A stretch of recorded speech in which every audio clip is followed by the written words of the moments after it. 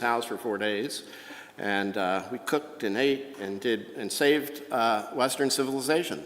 It was awesome. Yeah, thank you. All right. So we'll just jump right in here. Slide 2. I'm tackling this from a slightly different angle. Sorry for that. Well, no, I shouldn't apologize for the repetition. A little repetition. Why did God become man? It's a famous question, actually. Why did God become man? Anselm asked this question. What was accomplished in Christ's atoning work?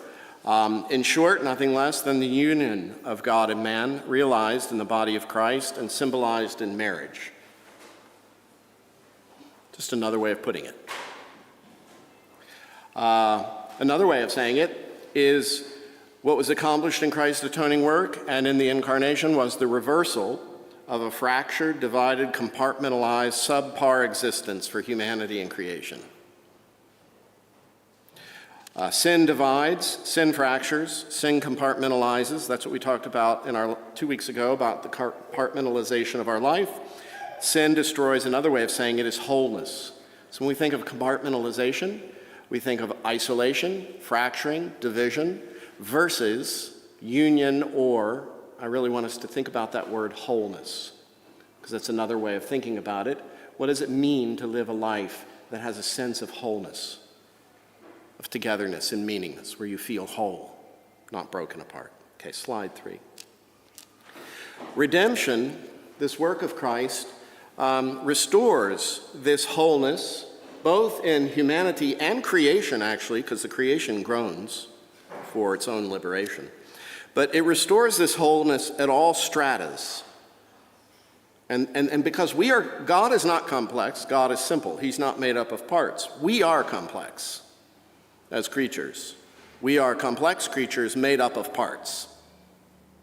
So we have, spiritual component, emotional component, rational component, physical component. There are different stratas of our existence that make us up as complex creatures. We're composite beings. And I just want to think about sort of 2 simple ways of our composite being. There is the inner, I'm searching for words here, the inner, mystical, invisible, and spiritual in quotation. I actually don't like using that term to describe the immaterial part of man, because the physical can be spiritual too. But we do default to that language a lot. So for the purposes here, I am going to be using that term spiritual to denote the less material, inner, mystical side of ourself. So that's one aspect of ourself. And then on the other hand, there is that physical, social, which we're experiencing right now, political, cultural, aesthetic, working self, the stuff we do, the stuff we make, living our life. And that social component is at work right now in this room on so many different levels. Just even in our clothing, how we chose to dress, what's acceptable to come to church in this culture and community, what's acceptable in, the happy clappy, rock band church down the street is not, and there's no rules, it's not written down anywhere. But we all know, right? Like you would feel uncomfortable showing up in a certain kind of dress here. You just wouldn't feel comfortable. So it's unspoken, but it's known. So think of these 2 components of man. Even man is divided into components and compartments. We're thinking of compartmentalization. And then think about wholeness. Salvation, deification, restores man's wholeness in these parts. Follow me? So we talked about compartmentalization in your life with your friends, your work, your school, your church, your family. Think about the compartmentalization just of yourself, which is where the strongest, most radical compartmentalization and fracturing has occurred from sin. the division between your inner mystical spiritual self and your physical, social, political working self. That's where the most radical division has occurred. And that's where the most radical restoration in Christ is effected. So, to define a little bit further, slide 4. Man's inner mystical, invisible spiritual self is that faculty of man, which we often refer to, identify with, or in part, with the nous. It's that aspect of man, that faculty of man, which makes him a spiritual being, which enables him to be able to commune with God, to know God, to have an intimate, personal revelation, communion, and knowledge of God, a spiritual knowledge. It's what enables us, distinctly from the other animals, to recognize, experience, and enter into the fullness of being, reality, truth, goodness, and beauty, which are just names for God, really. So what's happening in the work of Christ is he is undoing this compartmentalization. He's reversing this fractured, divided, compartmentalized, subpar existence. He's reversing it. He's bringing about wholeness. And he's bringing about wholeness in your person, which means he's bringing about wholeness between your inner, mystical, spiritual self and your physical, outward, political, cultural, social self. Everybody follow me? Okay. So the spiritual aspect of our being is being harmonized with the form of man. So the word form is an important term that has been used in philosophy and theology, the form. And we think, most importantly, of Christ's form. We have touched him. We have felt him. We have, and this is emphasized in the Gospels, of course.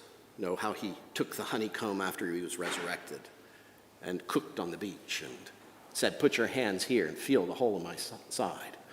So the form is beautiful. Form is of God. Form is sacred. Form is holy. For one reason, because the Logos took form. So the form is man's shape. And it doesn't just include your physical shape, it includes the shape of, the body politic, of your culture, your language. I'm speaking words right now. This is a miracle. It's a remarkable miracle that we can communicate, that we can form words and language can float through the air into your auditory canal and then turn into something in your being, something spiritual, some kind of spiritual communion that's going on, that God is tying this all together just through language. That's a miracle. That's a remarkable, amazing thing to contemplate. But it's part of the form. Think how spiritual it is. But it's utterly form. I always think about this in terms of birth. So, sperm and egg come together, there's conception, and seconds, moments, nanosecond beforehand, there was nothing. And then there is a living being, a soul. Not just, made in the image of God. It's not like a chipmunk. It's a human person in the image of God, which will go on for all eternity, Because, not from some abstraction, because something physical came together.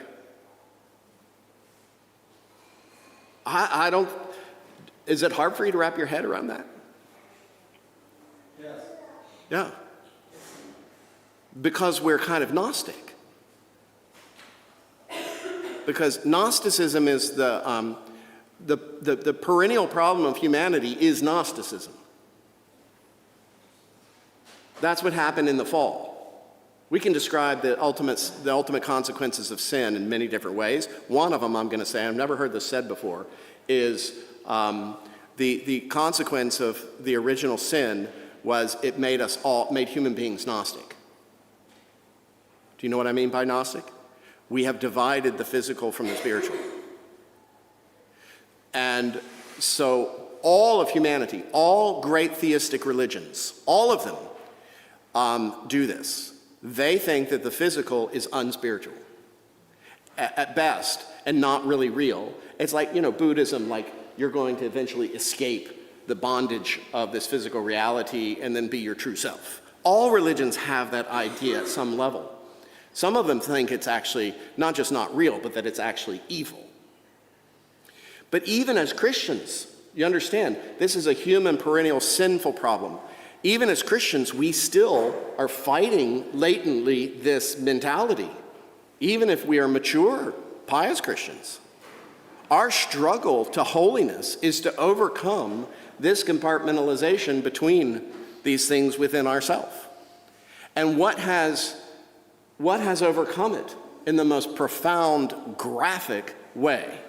What event has overcome it in the most profound, graphic way? What has driven the nail in the coffin of this false dichotomy, this compartmentalization? The incarnation of the eternal God into human flesh, in which he still resides to this very day.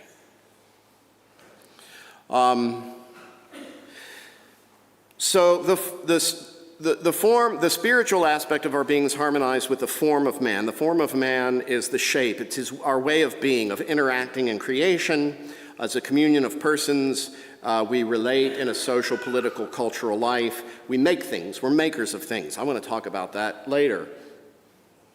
And we order our life. We're political. We have to order our life in society. And there's proof that mankind, even in the earliest ages of mankind, was much more ordered than we might think. They were artists from the very beginning. They were assigning sign and symbol to everything. The earliest record we have of anything, what is it, the Paleolithic man, is showing how man was recognizing sign and symbol and making signs of realities. He was ordering his life according to a deeper reality and understanding of things. I want to talk, very excited to talk about that, but this is probably going to be a couple weeks from now. So, long short, the greatest division is this fracture, this compartmentalization of man himself between his outward form and his inner spiritual life. Slide 5. This, again, is not a modern problem. It's the problem of original sin. And I think I've already said this. So, slide 6. So in Christ, this unity and wholeness of man is restored. I've said this too. Religion, so this is a little bit of review from 2 weeks ago. Religion is therefore no longer a compartment. The spiritual is no longer at odds with the physical. So everything pertaining to life, because of the incarnation, have become sacramental and holy. Everything. Everything man does. Man is a sacramental creature. I don't mean Christian man. Man. I don't care how pagan, I don't care how wicked, I don't care who you are, what you've done. Man is a sacramental creature. And he is always expressing himself in this way. Always. It's inevitable. He can't be otherwise. So we are, in the fullness of the sense, we are striving to realize our humanity through this religious liturgical beings who are in communion. And because all of this is true, what it does is, where I'm headed with this, is it gives value and meaning, sacramental meaning, spiritual meaning, eternal kind of meaning to all aspects of our life, our social structures, the work we do, even the most mundane and banal functions of our life. And that's where I'm headed with this. That's why you pray over your food.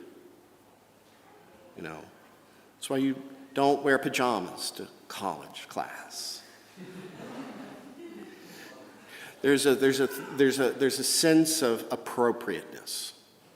I love that word, because in our modern culture, that's completely doesn't make any sense to people. Appropriate. What does that doesn't sound very profound or meaningful. It's incredibly profound or meaningful. What is appropriate? Very important that we would be concerned about what's appropriate.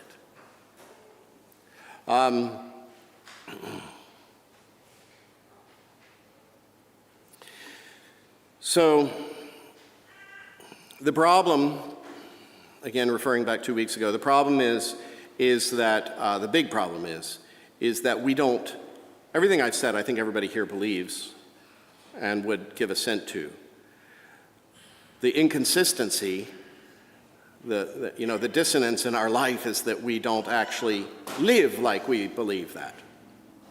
And that's what we're about as Christians. The struggle, working out our salvation, is trying to conform our actual way of life, the decisions we make, the things we do and don't do, our life together with our belief, with what we know to be true, right? That's essentially what we're talking about when we talk about we're trying to be Christians. We're working towards salvation. We're basically trying to conform our actual life with what we know to be true.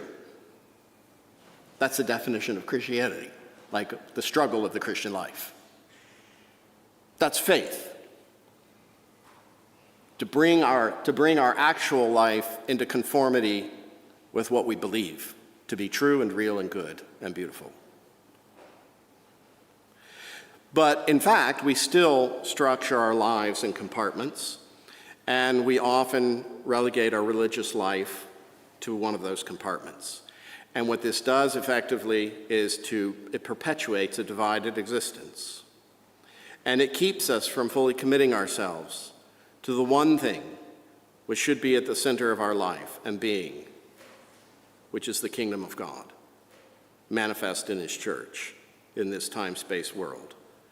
And so we end up being discontent, we end up being confused about what's really important, we end up having a lack of clarity, we end up having a lot of anxiety and fears, and sort of feel like we just don't know what the meaning of life is. We're stuck. And we ask those questions: is this as good as it gets? What's this life all about? What am I doing here? Where am I going? I'm lost. And we all know that what a perennial problem this is among people in our day and age. So how do we remedy that feeling of discontentment, disillusionment, lostness?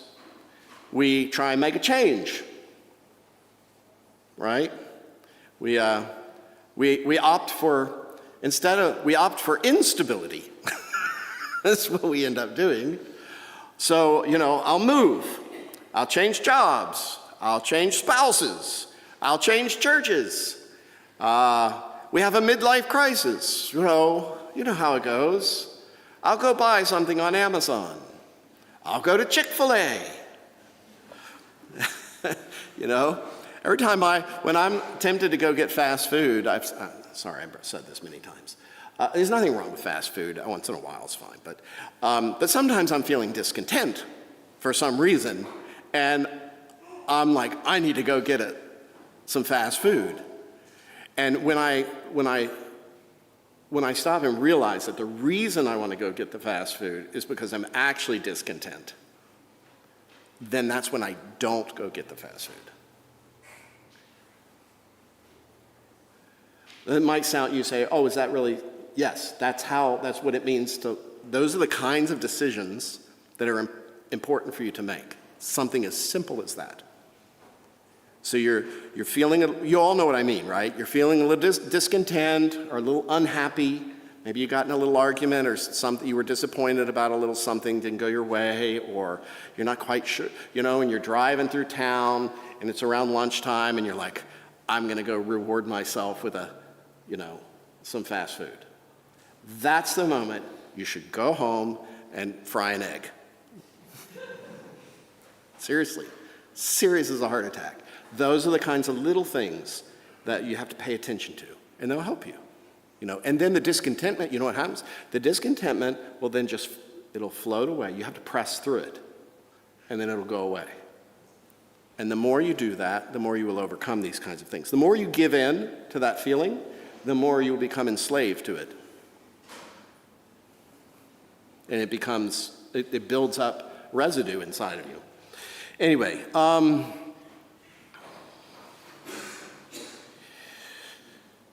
Christ says, don't give in to these things. And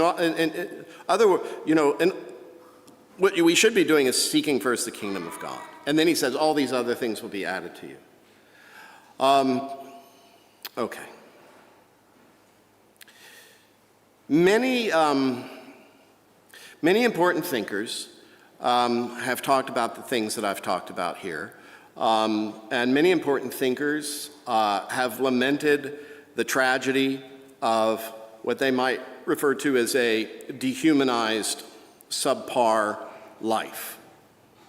Okay, we hear about this. You could, if you've read cultural thinkers, and we have people in our own day, and Orthodox people, and other people who aren't Orthodox talking about this. It's actually become quite trendy to be talking about these things in our day and age.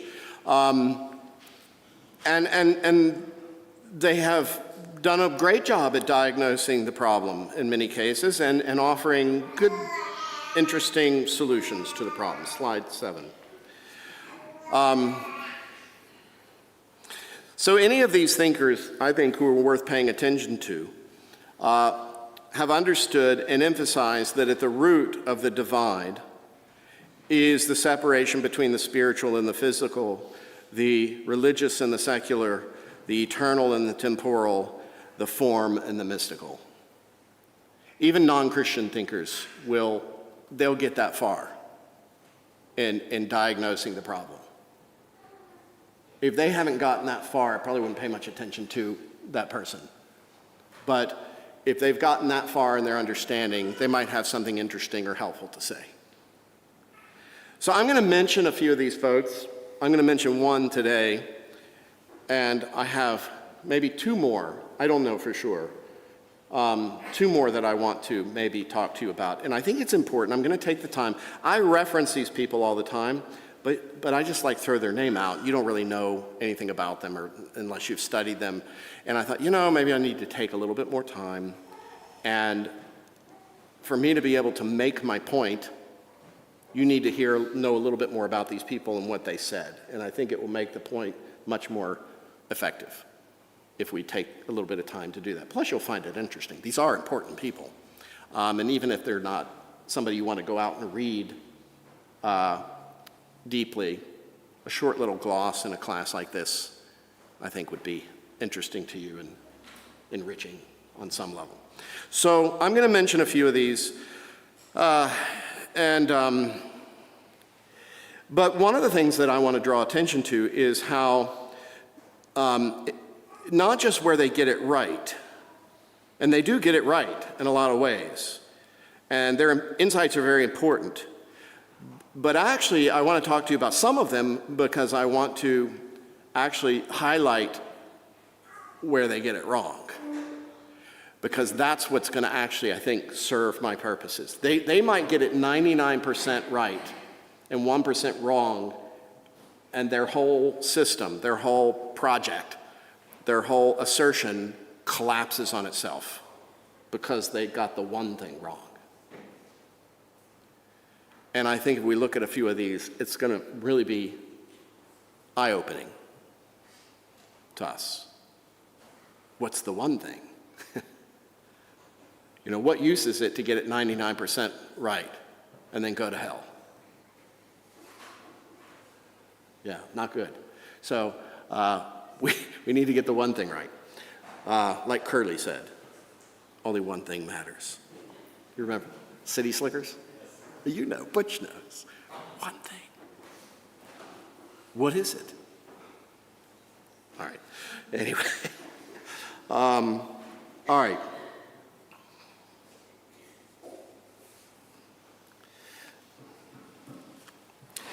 I will say this. One of the people that I want to talk about, I do think gets it right better than the rest.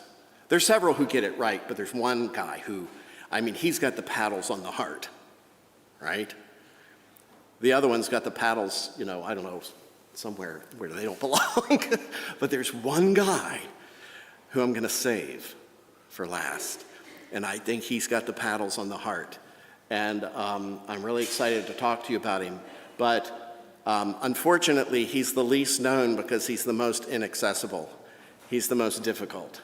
And so a lot of people don't know of him. But I'll share enough about him that you could, if you decide you want to go look into him, it's a deep rabbit hole to go down. But I'll tell you about him, and I can just tell you enough that will excite you, I think, that you'll be enthused. But I'm going to start. I'm going to start with. I've mentioned, by the way, Christopher Dawson. Who Dawson is? He gets it right, but not quite as right as this other guy. Christopher Dawson was one of the great, if not the greatest, Christian historian of the 20th century. And he's the one who said religion establishes the basis, or is the basis of culture. But Christopher Dawson's worth reading and paying a lot of attention to. He has influenced people that you would respect, people who have said very important things, many of them, most of them were influenced by Christopher Dawson. So we don't know Christopher Dawson, but the specialists know Christopher Dawson. Because he wasn't in the academy. He was like a freelance guy and sort of doing his own thing. So he didn't really ever get that kind of notoriety. But very important Christian historian.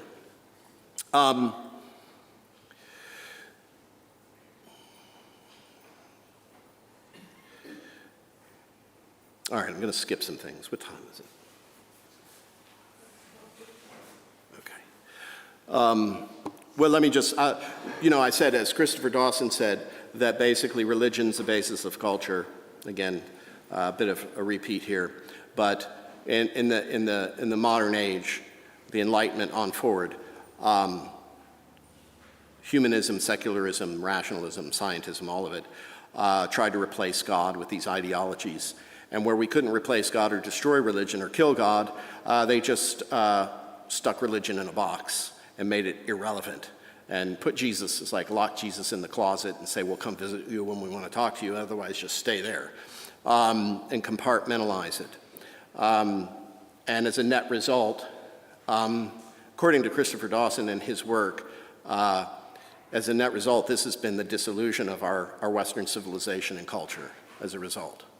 And even to this very day, just in recent years, very other non-Christian intellectuals, atheists, have actually said, the dissolution of Western civilization is because of the destruction of religion, and Christian religion specifically, not just any religion, but Christianity. And even though I'm not a Christian, even though I'm an atheist, I think we need Christian culture back to save us.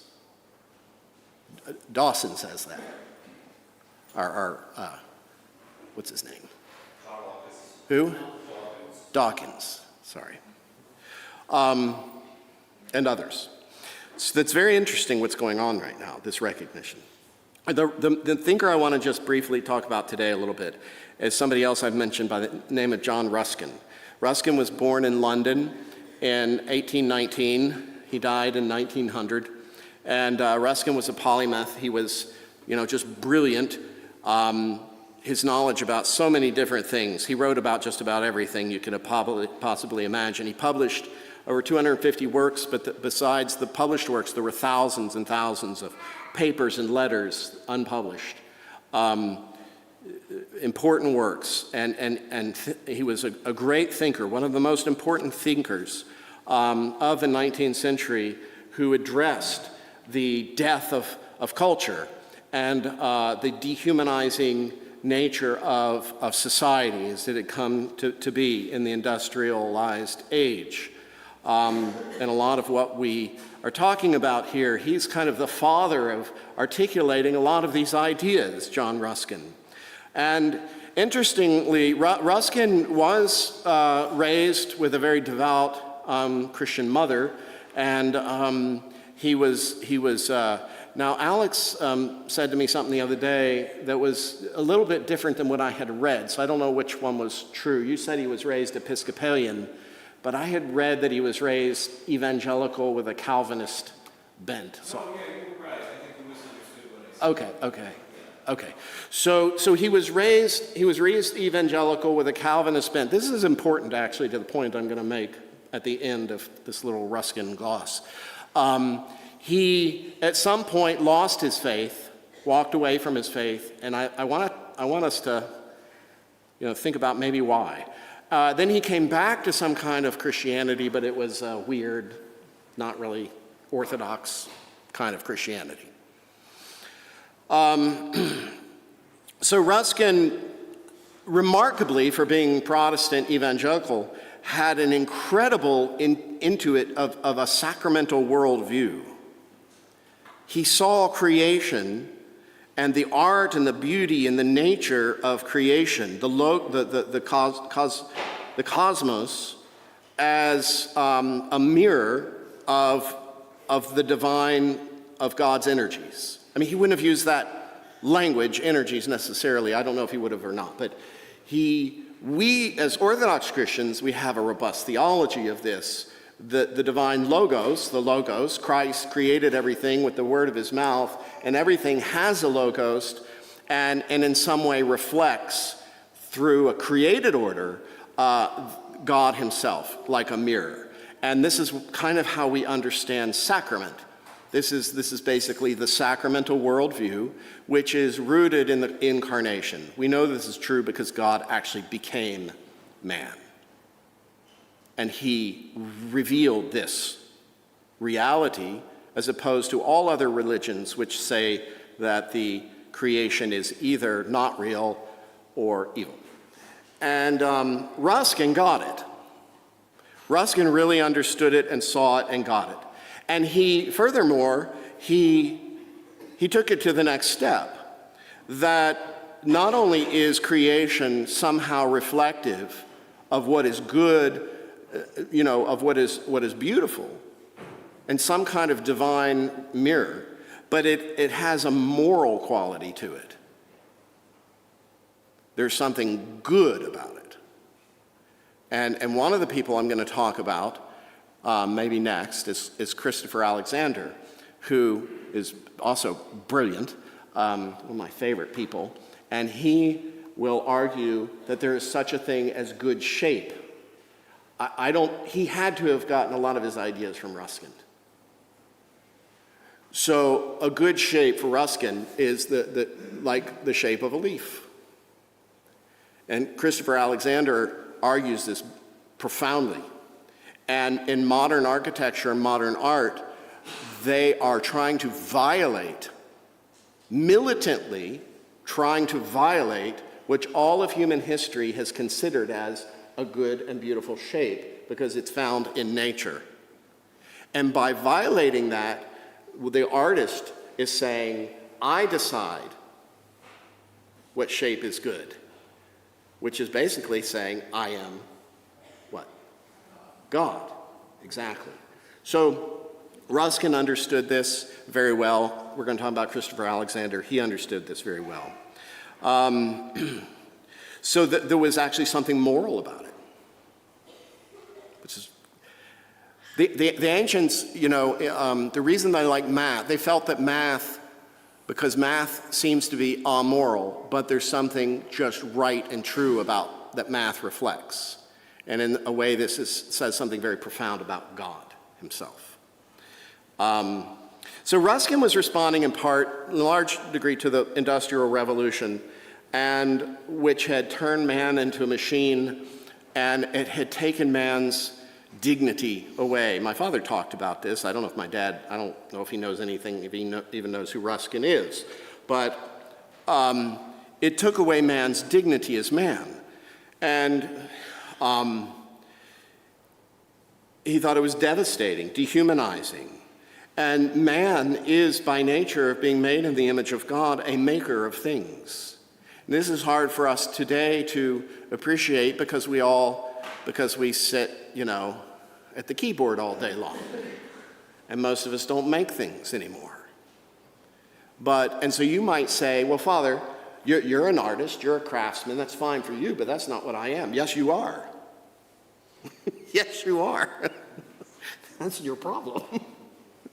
You want to know what your problem is. I'm telling you, I have people who got mad at me because I said, I don't know, our kids are going to milk a cow. They're like, well, we don't milk cows. I'm like, you're missing the point. Of everybody I know, nobody would be served better, would grow in their humanity and their Christian maturity more by milking a cow than you. In all seriousness. So it's not about milking a cow. That's why we're plastering our walls. That's why we're making tiles. You don't have to be a tile maker. You don't have to plaster. That's missing the point. Not everybody's going to be an artist or a craftsperson. And we have engineers, we have mathematicians, we have all of that. It's all fine. We do different kinds of work. That's not the point. But as humans made in the image of God, we are makers of things. If you're creating a curriculum, you are making something. If you're putting together structures, political structures, you're making something. A poem, you're making something. So at any rate, we are makers of things. And when that creative process is removed, it's a dehumanizing thing. So I don't want to talk about it right now, but Robin, what about AI? What is that going to do to our humanity? Already we have the certain industrialization of our world and the digital stuff going on and technology. We've talked about this ad nauseum, and we'll continue talking about it, I'm sure, trying to wrestle with these things, how to make use of them, but how are they impacting our humanity? We have to take it seriously. So Ruskin, this is back in the 1800s, he was concerned about this because they were going to the factories and pulling a lever, pushing a button. And he was trying to call for reestablishment of meaningful work in the dignity of man. Slide 8. Here's a quote from one of his works. This is a short work if you want to read anything by him. And Alex knows a lot about Ruskin and his disciple Morris. This is the beginning of the arts and crafts movement, by the way. The nature of Gothic is a good place to start. There are other things, the 7 lamps of architecture, and you can talk to Alex, who probably has a whole list of things he would recommend. It says, we want one man to be always thinking, and another to be always working. And we call one a gentleman, and the other an operative. Whereas the workman ought often to be thinking, and the thinker often to be working. And both should be gentlemen, in the best sense. As it is, we make both ungentle, the one envying, the other despising his brother. And the mass of society is made up of morbid thinkers and miserable workers. Now it is only by labor that thought can be made healthy. That's what St. Benedict said. It is only by labor that thought can be made healthy, and only by thought that labor can be made happy. And the two cannot be separated with impunity. So this is my philosophy of life. So I've always wanted to pattern my life against, no, I didn't try and pattern my life against, this is just what happened. From the time I was 4 years old, it was like the farmer philosopher, except in my case, it was the craftsman philosopher. So that's who I admire in this world, is people who have managed to bring these things together. I find them to be the most healthy and whole in their mentality, their spirituality, their vision and understanding of life. These kind of people. Wendell Berry's one of the people we'll talk about. He's a farmer philosopher. He's an actual great philosopher, great thinker, great literary artist, and he raises sheep. And now he doesn't he doesn't do speeches anymore because he's got to feed his sheep. It's like, who's going to feed the sheep? I got to take care of my sheep. This is a great quote. And I mentioned Benedict. So if you think this is just Ruskin, Ruskin is just repeating here he's repeating all monastic spirituality. The basis of monastic spirituality is this right there. It's not something else, it's that. It's pray and work. You were not allowed to pray and not work. And you were not allowed to work and not pray. You had to pray and work. And you had a tiny, tiny, tiny little time for maybe leisure, for not that kind of leisure, but, entertainment. Was a monk, very little. You prayed and you worked, and then you worked and you prayed. You prayed and you worked.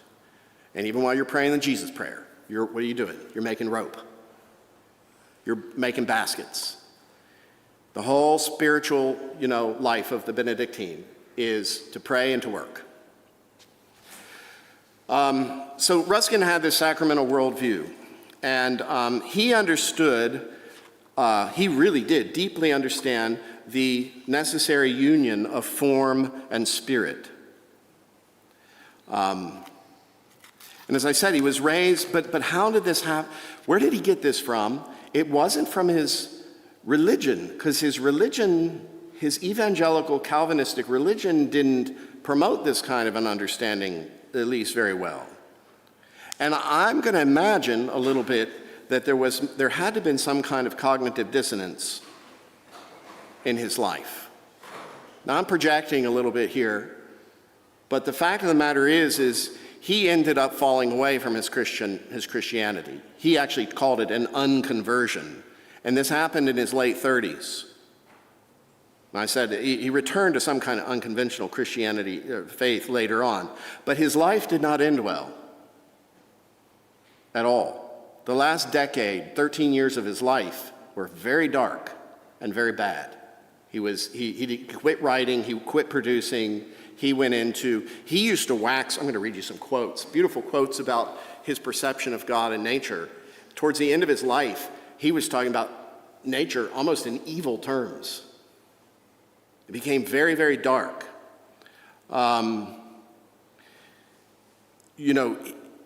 He had a vision of something that was true and real, but he never, my suggestion is, maybe the reason he fell away, and maybe the reason he ended badly, is because he saw the way things were supposed to be, but he never understood the heart of the matter. Like he just missed it. His trajectory is he never nailed it. And this creates tremendous, as you might imagine, it can be so demoralizing, so frustrating, so that it can be really destructive. I asked Bishop John recently, his background's in therapy, I said, what does it mean to burn out? I went, what causes burnout? And he immediately said, I'm trying to remember how he put it. He said, when you are prevented from actually doing your work, from accomplishing what you need to accomplish. Like those over you tell you to make bricks without straw. It's not hard work, it's not that. It's when you can't accomplish, when you're stymied. And I think that's what maybe happened with Ruskin. He had insights that were unbelievable from his writings. If you read them, but he actually missed it in a devastatingly way. Here, I'll read you some quotes. Slide 9. He says, this just give you a feel for him, his writing. To understand that God paints the clouds and shapes the moss fibers, that men may be happy in seeing him at his work, and that in resting quietly beside him and watching his working, and in carrying out his purposes of peace and charity among all his creatures, are the only real happiness that ever were or will be possible to mankind. The truth of nature is is a part of the truth of God. To him who does not search it out, darkness. To him who does, infinity. Again, remember that the most beautiful things in the world are the most useless. Peacocks and lilies, for instance. He says, sunshine is delicious, rain is refreshing, wind braces up, snow is exhilarating. There is really no such thing as bad weather, only different kinds of good weather. He's a wise guy, he sees things. Ruskin taught that nature reveals reality, and he calls nature a fifth gospel. I saw a paper by Collicott, and she was Joanna, and she was writing a little bit about exploring maybe some of the reasons which prompted some of these thoughts here that I'm going to share with you, some of the reasons why Ruskin ended so poorly, his demise at the end of his life. And she had some interesting observation about how his visual faculty, he would stare at something for hours and discern within the thing how it was reflecting something about truth or God. And he had an amazing capacity to do this. He said to see clearly is poetry, prophecy, and religion all in one. It was about, he practiced seeing. He actually had a condition of the eyes, which affected how he saw things. When she described this, actually, it was very interesting. When I got very excited because when I go into a room, my eyes, I take in everything at once. I see everything at one time, in all the shapes and all their proportions and their relationships to one another. Like it all floods into, I don't know what this is, but she was describing what he has, and it sounded like this. I never knew what that was, but it makes me dizzy, especially if I go into a store or something. I get dizzy and it's uncomfortable.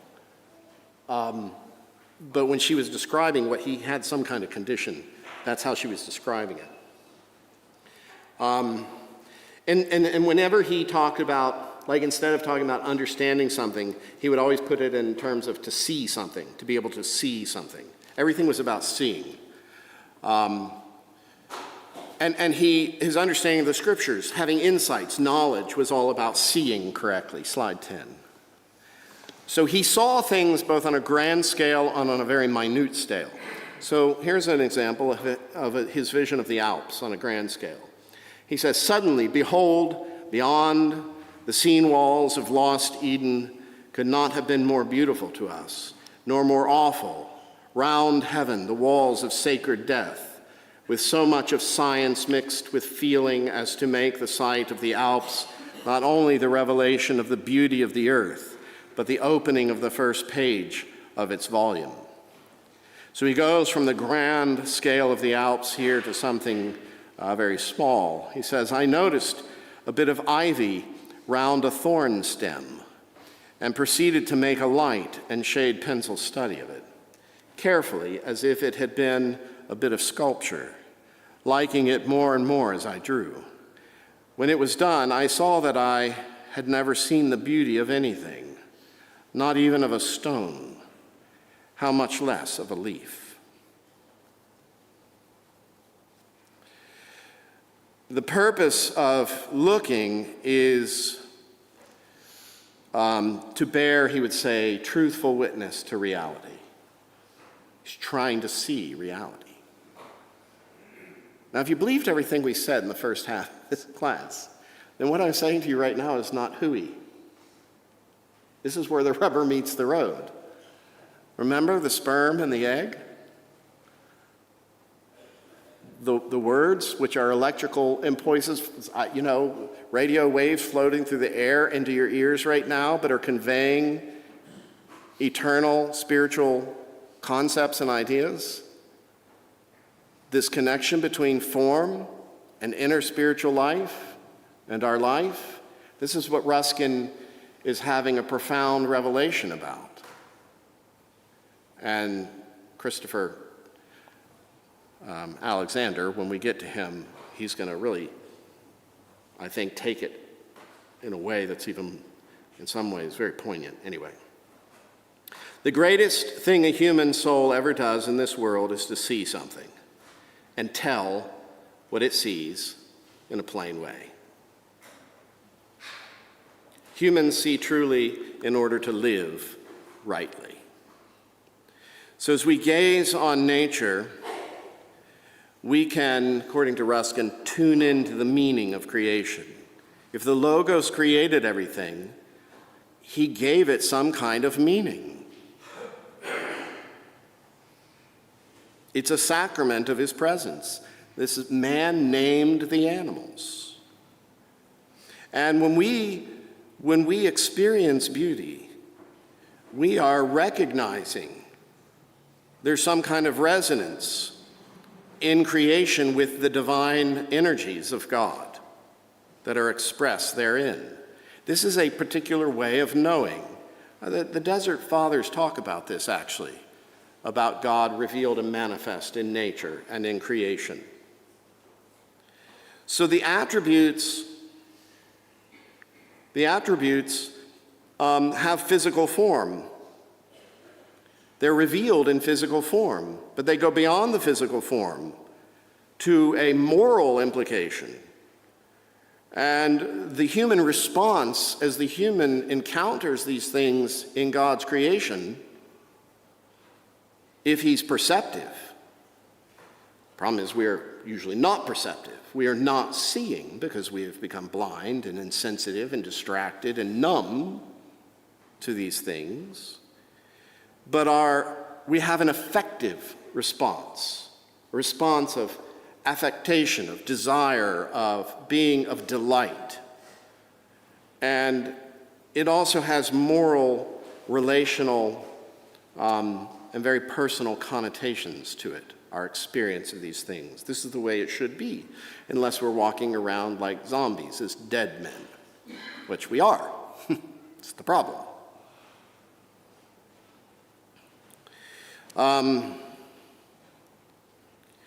He talks about how there are reoccurring forms in nature, the way that lines, can be found in stones and mountains and waves and clouds and organic bodies.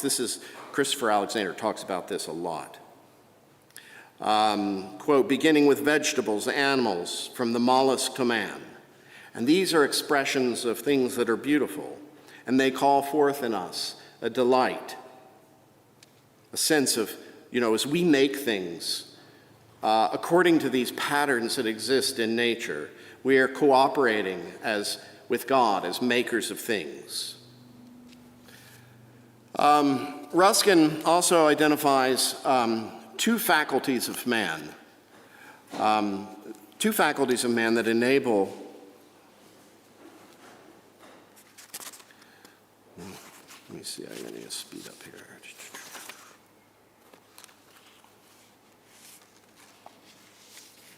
All right.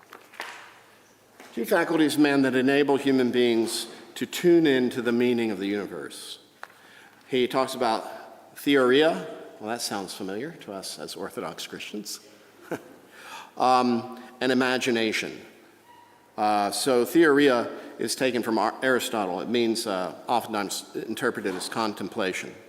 And the human capacity to receive the beautiful in God's creation as a gift. And without any utile association, it is not necessary. It doesn't even need to be useful. It's not earned. And because of that, we receive it with even greater joy. We're not using it. There's no purpose in the beautiful. What is the beautiful? It's delight, joy. What's the purpose? If you eat food to sustain your body, it doesn't have to be beautiful if it just does its job. But we all know that there's something about food and eating that can be delightful and bring joy to us. It's not just shoving, stuff into your body so you can just not die.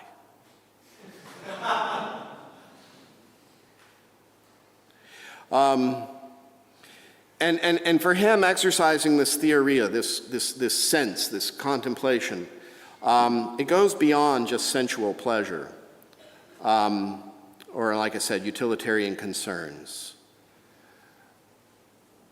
For Ruskin, as well as for Christopher Alexander, the beauty of reality has an inherently moral character, in addition to an aesthetic aspect. That's a remarkable assertion. Are y'all following what I mean by that? I taught this in catechism one year. I did a class or two on it and talked about good shape. There's such a thing as good shape and right proportion. And this is good and right because the Logos created everything. He created every shape that there is. All shapes are creations. And if you look through nature, there is a pattern of shapes, and they are consistent about good shapes. And as I said, man can come along and contort those things and distort them and in such a way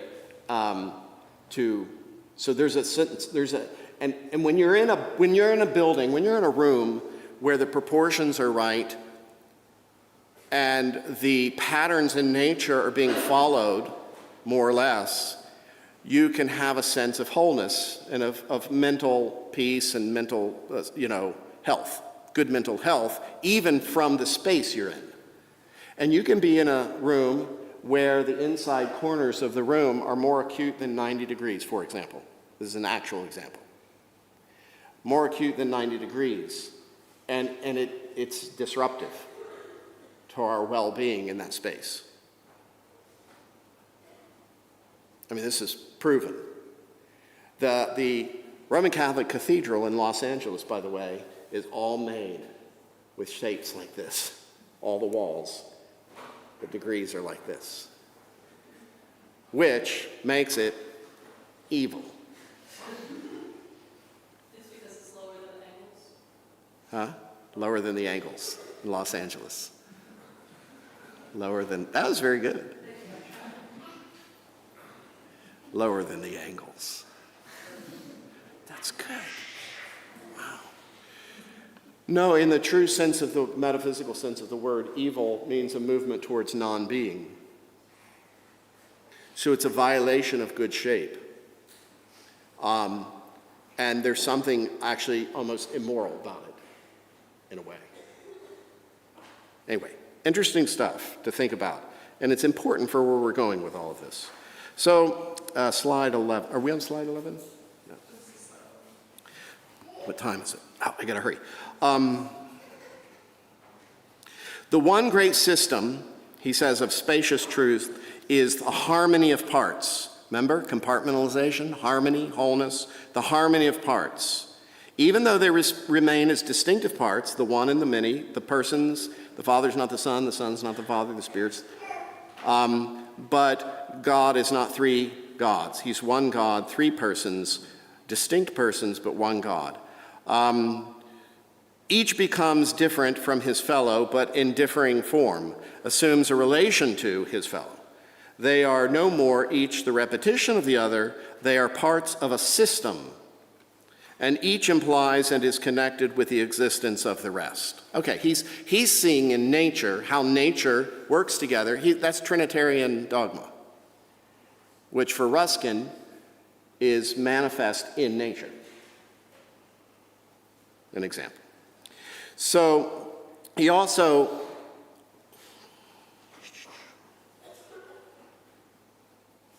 I'm going to skip that. I'm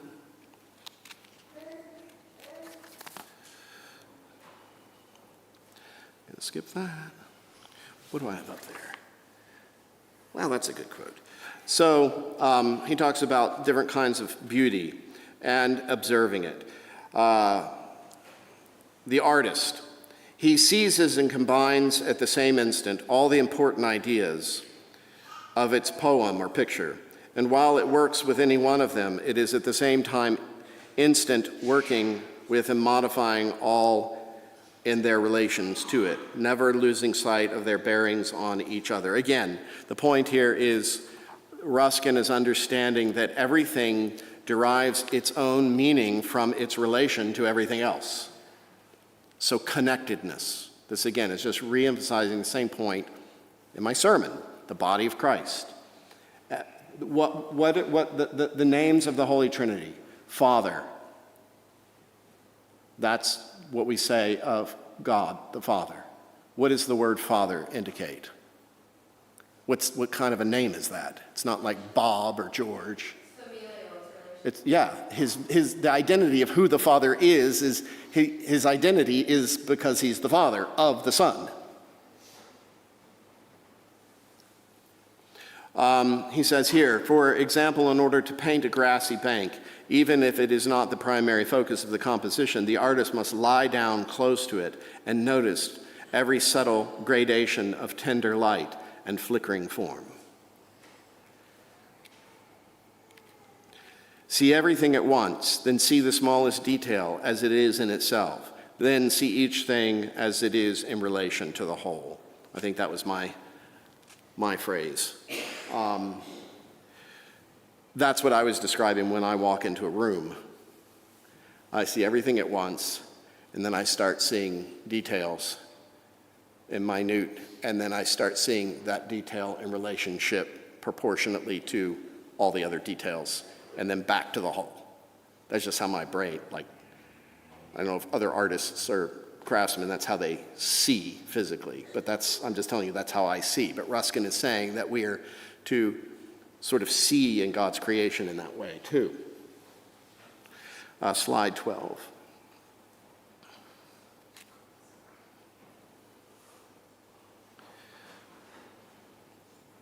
He's talking about, I've got to hurry because he's talking about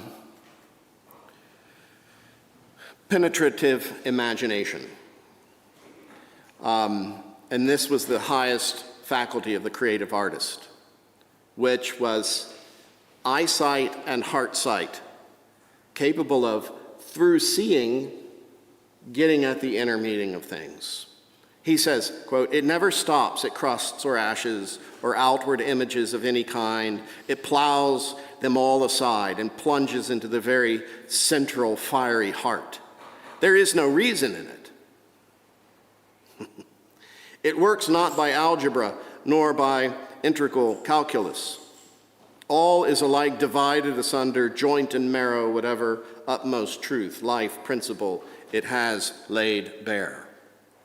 So he's always searching for the inner meaning. And Ruskin said, and clearly said, that everything's meaning is connected to the eternal Christ. Which is to say, he understood a logos cosmology. So we know that God created the worlds and then Christ became incarnate. But in the mind of God, Christ is incarnate first. The worlds are made so that Christ can become incarnate. Everything that is in creation has no meaning apart from the incarnate Christ. Is that following me? So the incarnate Christ is everything.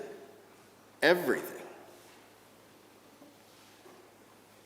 And Ruskin says that the role of the artist is to penetrate that which is hidden, to interpret that which is obscure.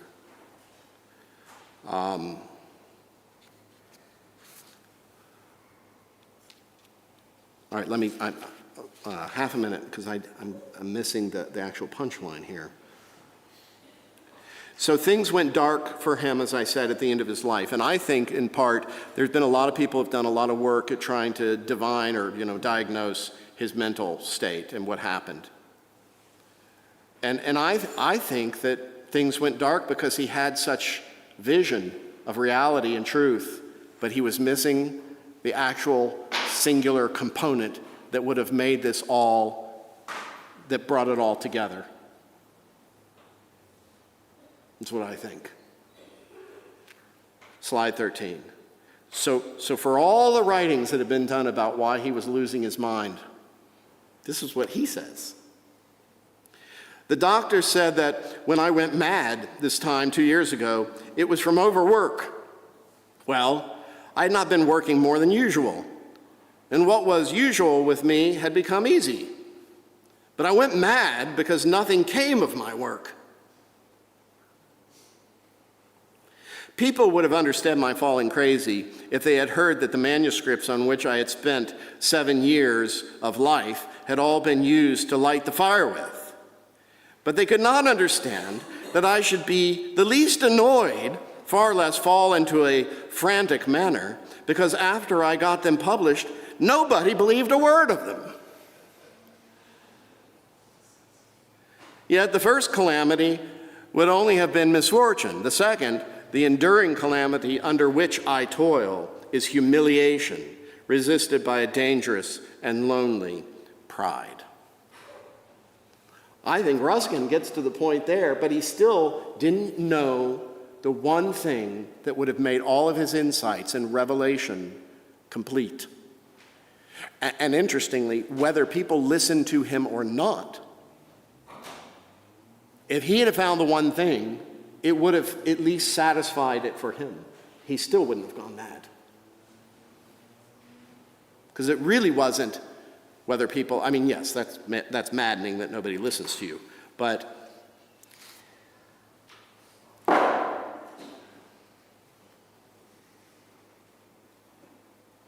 okay. Well, the one thing is, Curly said it. What is the one thing that he missed? If I leave that out, that'd be like you coming to confession. Sometimes when I get into these conversations at confession, then I forget to give you absolution. I think that, you didn't get what you came for. It's the sacrifice of the Mass. That's what it is. It's what I'm going to contend. And all these thinkers and all these people, they have lots of good things to say. Really good things, important things to say. But without that, they're all going to end up on some scale where Ruskin ends up. Wendell Berry, all of them. Everybody except David Jones. He was the guy. He's the guy I'm going to tell you about. Because he nailed it. Right in the bullseye. All right. See ya.